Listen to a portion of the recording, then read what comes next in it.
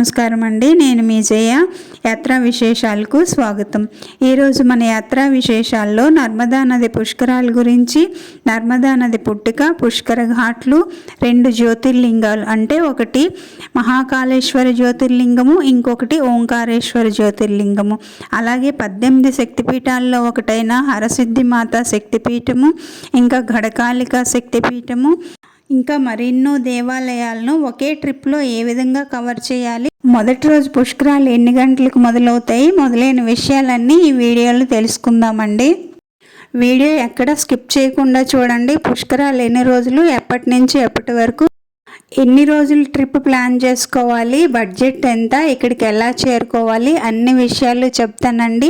Video నచ్చితే like చేసి share చేయండి. ఇలాంటి ఇన్ఫర్మేటివ్ వీడియోస్ కోసం నా ఛానల్ని సబ్స్క్రైబ్ చేసుకొని నన్ను సపోర్ట్ చేయండి. నర్మద పుష్కరాలు అనగానే మనకు గుర్తొచ్చేది ఓంకారేశ్వర్ ఘాట్.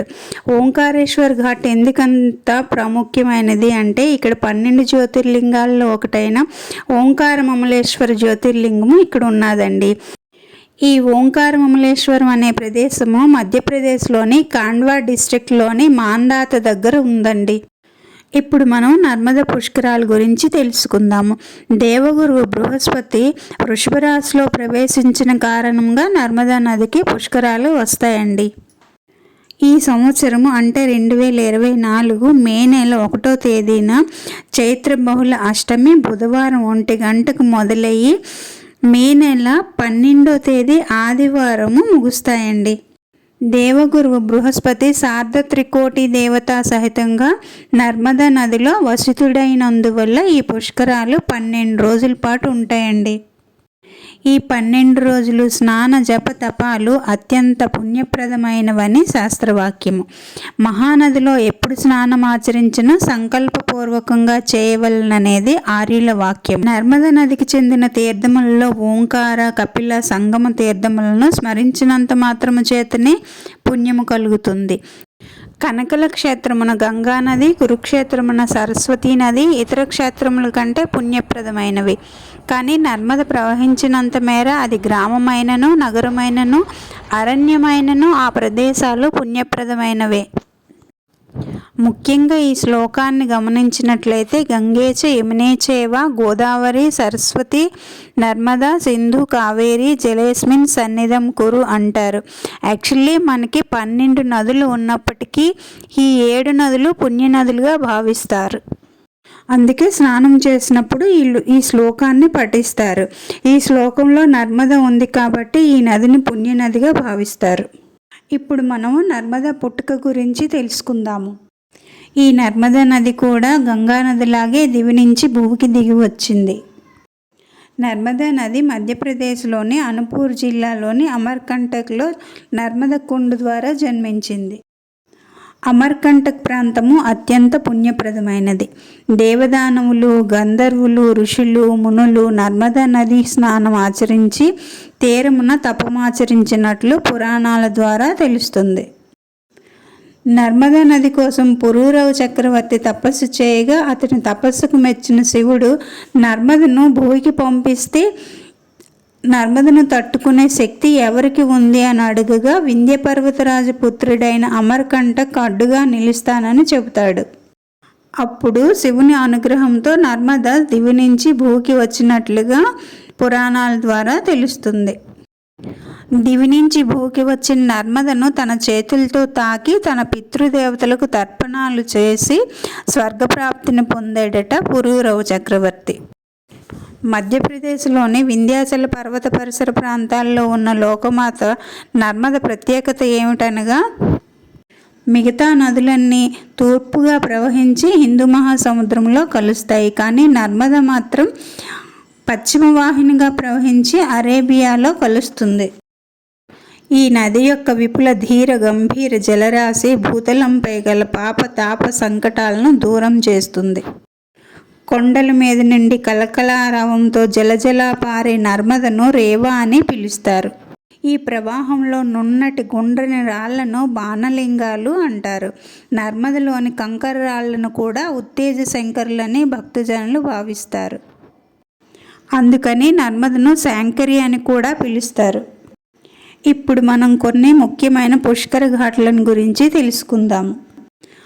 అమర్కంటక్, జబల్పూర్, ఓంకారేశ్వర్, మహేశ్వర్, నర్మదాపురం ఇవి ముఖ్యమైన స్నానఘట్టాలు. ఇవి కాక బద్ని, దిండోరి, మాందాత, నర్సింగ్పూర్, హర్దా, సినోర్, దాబోయి, ధర్మపురి ఇక్కడ కూడా మనం పుష్కర స్నానాలు చేయొచ్చును. ఇప్పుడు మనం ఓంకారేశ్వర్ గురించి తెలుసుకుందాం. ఈ ఓంకారేశ్వర్ అనే ఊరు మధ్యప్రదేశ్లోని ఇండోర్కి 75 కిలోమీటర్ల దూరంలో ఖాండ్వా డిస్టిక్లో ఒక చిన్న ఊరు. నర్మదా నదీ తీరంలో ఉన్న ఓంకారేశ్వర్ 12 జ్యోతిర్లింగాల్లో ఒకటైన ఓంకారమమలేశ్వర్ జ్యోతిర్లింగము. ఓంకారేశ్వర్ గ్రామానికి ఉత్తరం వైపు నర్మదా నది ఉంది. అవతల ఒడ్డున ఓంకారేశ్వర్ జ్యోతిర్లింగం ఉంది.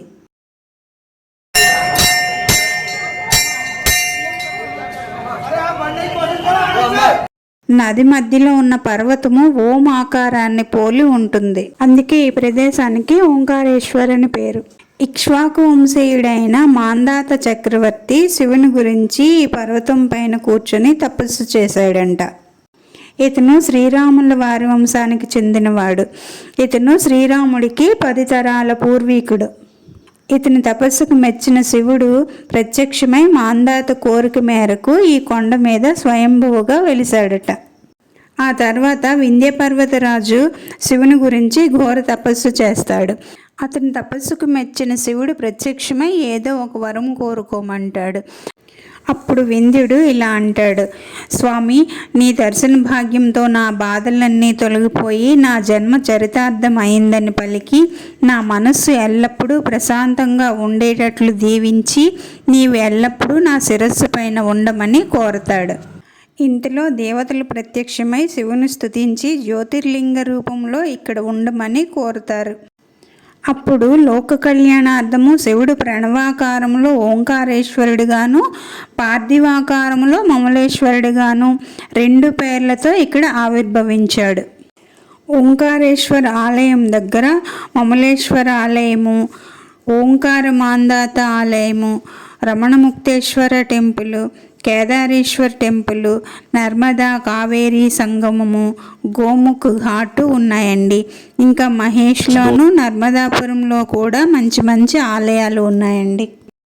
ఓంకారేశ్వర్ ఘాట్ చేరుకోవాలంటే ఇండోరు, ఖాండ్వా, భోపాల్, నాగ్పూర్, రాయ్పూర్, జబల్పూర్, బిలాస్పూర్ నుంచి ట్రైన్స్ ఉంటాయండి.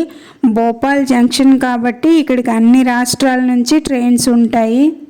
భోపాల్ నుంచి ఓంకారేశ్వర్ ఈజీగా చేరుకోవచ్చండి. ఇక ఫ్లైట్స్ అయితే ఇండోర్ లేదా భోపాల్ వరకు దొరుకుతాయి. అక్కడి నుంచి ఓంకారేశ్వర్ చేరుకోవచ్చు. స్నానం ఆచరించిన తర్వాత నది దాటి వెళ్ళి ఓంకారేశ్వరుడిని దర్శించుకోవచ్చు. ఇక్కడ చాలామంది ఓంకారేశ్వర స్వామిని మాత్రమే దర్శనం చేసుకొని వచ్చేస్తారు. ఓంకార మమలేశ్వరము 2 లింగాలని దర్శనం చేస్తేనే మన యాత్ర సంపూర్ణం అవుతుంది. ఇదే ట్రిప్లో ఉజ్జయిన్ కూడా వెళ్ళి మహాకాళేశ్వరుడిని అలాగే 2 శక్తిపీఠాలను కూడా దర్శించుకోవచ్చండి. భోపాల్ వెళ్ళిపోతే భోపాల్ నుంచి ఉజ్జయిన్ వెళ్ళడానికి బోల్డెన్ ట్రైన్స్ దొరికిపోతాయండి. ఉజ్జయిన్ మహాకాళేశ్వరుడి దర్శనము, భస్మహారతి, 2 శక్తిపీఠాల దర్శనము, ఇంకా మరెన్నో ఆలయాలు ఉన్నాయండి. ఉజ్జయిన్లో 2 రోజులు ఉంటే అన్ని ఆలయాలు దర్శనం చేసుకోవచ్చండి. ఉజ్జయిన్ నుంచి ఓంకారేశ్వర్ వెళ్ళడానికి బస్సులు ఉంటాయండి. ఉదయాన్నే వెళ్ళిపోతే దర్శనం చేయించి మళ్ళీ రాత్రికి తీసుకొస్తారండి ఉజ్జయిన్కి. మన 2 తెలుగు రాష్ట్రాల వాళ్ళ ఉజ్జయిన్ వెళ్ళాలంటే భోపాల్ లేదా ఇండోర్ చేరుకోవాలండి. భోపాల్కి అయితే అన్ని ప్రాంతాల నుంచి ట్రైన్స్ ఉంటాయండి. ఇండోర్కి అయితే దొరకవు. ఇండోర్ అయితే విజయవాడ, సికింద్రాబాద్, వరంగల్, నెల్లూరు ఈ ప్రాంతాల వారికి ట్రైన్స్ అందుబాటులో ఉంటాయండి.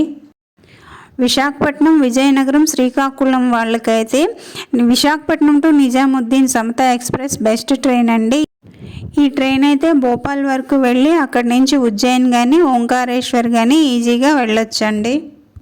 ఇంకా స్లీపర్ టికెట్లు అయితే విశాఖపట్నం నుంచి ఉజ్జయిన్ వరకు ఒక మనిషికి రాను పోను 1400 నుంచి 1600 వరకు అవుతుందండి. ఉజ్జయిన్లో రూమ్స్ ఈజీగా దొరికిపోతాయండి. మన బడ్జెట్ని బట్టి బుక్ చేసుకోవడమే. నాకు తెలిసినంత వరకు చెప్పానండి. ఇంకా మీకు ఏమైనా తెలిస్తే కామెంట్ చేసి చెప్పండి. వీడియో ఎలా ఉందో కామెంట్ చేసి చెప్పండి. నచ్చితే లైక్ చేసి షేర్ చేయండి. సబ్స్క్రైబ్ చేసుకోవడం మర్చిపోకండి. ఇంకో మంచి వీడియోతో మళ్ళీ కలుద్దాం. అంతవరకు సెలవు అండి. బాయ్.